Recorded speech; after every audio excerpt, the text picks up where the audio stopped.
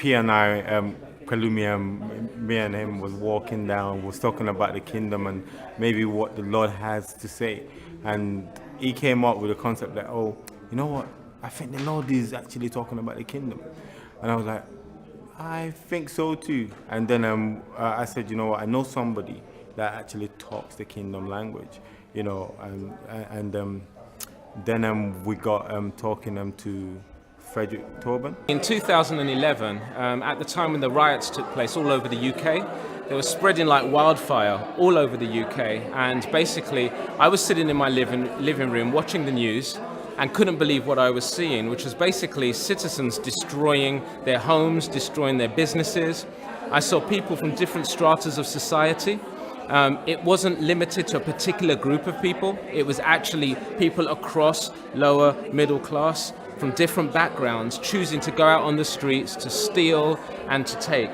And one of the things that it caused me to realize is that the concept of citizenship had become devalued. It wasn't important anymore to people. And so I felt that there was a need to do something about that. The key issue that it raised was simply the fact that we lacked a sense of nationalism and patriotism. Whereas as people, we lack that sense of having a bigger picture that was worth fighting for, a bigger picture that was worth protecting. And as a result, we'd become, I think, across the board, because of our challenges, we'd become very selfish and we began to think very insular.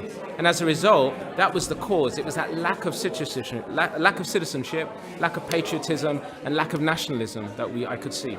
Well, when you look into a society, when you look into generations of all ages, and you start to realize that there's a lack of understanding about what it is to be part of a society, citizenship is a very important term, because in citizenship, it sort of presses the button on every issue in society, whether it's employment, welfare, the economy.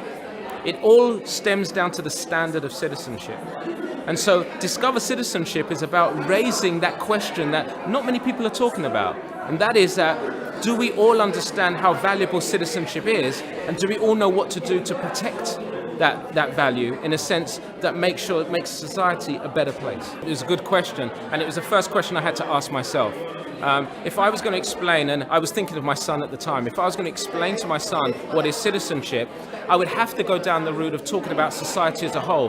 And that's not easy because society can be very complex. But out of much meditation and prayer, what came out was what we call the 5 components of citizenship. That is authority, law, government, citizenship, and culture. And what you find with those 5 things is that not only can you study your own society to apprehend what citizenship means, but you can look across any country in the globe and use the same things like glasses, use the same components to study those particular countries. And you can also study history as well. And from that, you can deduce what type of citizenship those countries had. Well, it actually has a lot more than we think. And this first, when we talk about the Bible, we have to talk about the whole story of the Bible, not just one portion of the Bible. And when we go to the beginning of the Bible, which is in Genesis, which means the beginning, where everything starts, the first thing that we see there is God blessing man with this concept of dominion. In other words, the idea of ruling, of governing, of looking after the earth doesn't start with man. It starts with that inherent ability that he's given by God. However, it progresses on. And what we realize is that man rejects God, but in rejecting God, he's left with creating his own forms of government, his own forms of rule. And in fact, if we're honest with ourselves, a lot of the experiences we have today in societies or states that have fallen is because they are inventions of our own making. There are our concepts of what rule and dominion looks like, and they continually don't work. What we end up doing, as the Bible shows us, is that we create different classes in society.